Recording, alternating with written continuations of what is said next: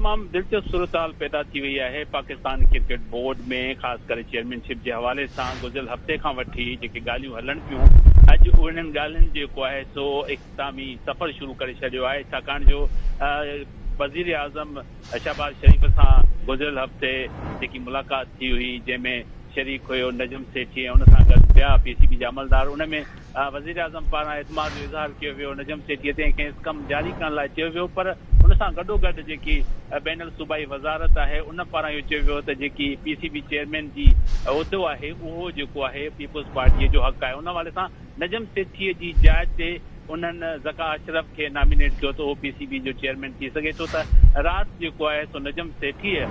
Tweet कंदे चयो आहे त हू आसिफ ज़रदारी ऐं शहबाज शरीफ़ विच में जेको आहे तकरार जो सबबु बणजणु नथो चाहे, तंहिं करे हू उन उहिदे खां अलॻि थियणु चाहे थो ऐं सुभाणे उनजो आख़िरी ॾींहुं आहे। छाकाणि जो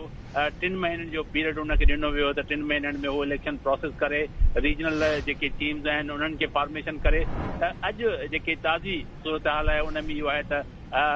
मुस्तफ़ा रमदे सां गॾु ज़री जो चवणु आहे त जेको चौधरी ज़का अशरफ आहे पाकिस्तान पीपुल्स पार्टी जो अॻूणो सेंट्रल एग्जीक्यूटिव कमेटी जो चेयरमैन बि रही चुको आहे ऐं उन सां गॾोगॾु अॻूणो पाकिस्तान क्रिकेट बोर्ड जो चेयरमैन आहे। उनजो नालो जेको आहे वज़ीर आज़म शहबाज शरीफ़ जेको आहे उहो नॉमिनेट कंदो ऐं इलेक्शन जेको प्रोसेस हूंदो उन में 10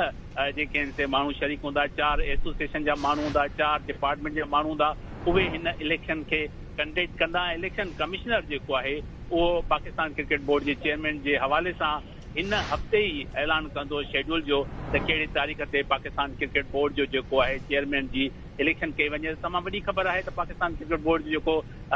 चेयरमैन हुयो, जेकी कमेटी हुई मैनेजमेंट कमेटी नजम सेठी, उहो इन ड्रोड़ खां ॿाहिरि थी वियो आहे ऐं सडनली जेको आहे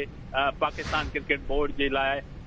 चौधरी ज़का अशरफ जंहिंजो ताल्लुक़ बावलपुर सां आहे ऐं हू जेको आसिफ अली ज़रदारी आहे उनजो तमामु गहरो दोस्त चयो वञे थो, उहो स्ट्रांग कैंडिडेट थी साम्हूं अची वियो आहे। अॼु पाकिस्तान क्रिकेट बोर्ड जो जेको पैटर्न चीफ आहे वज़ीर आज़म शहबाज शरीफ़, उहे 2 नाला जेके आहिनि से रिकमेंड कंदो, जंहिंमें हिकिड़ो मुस्तफ़ा रमदे जो नालो आहे ऐं ॿियो जेको आहे उहो नालो चौधरी ज़का अशरफ जो आहे। त उन खां पोइ इलेक्शन जो प्रोसेस थींदो। त अहिड़ी तरह सां नजम सेठी हाणे पाकिस्तान क्रिकेट बोर्ड जी चेयरमैनशिप वारी ड्रोड़ मां ॿाहिरि थी वियो आहे।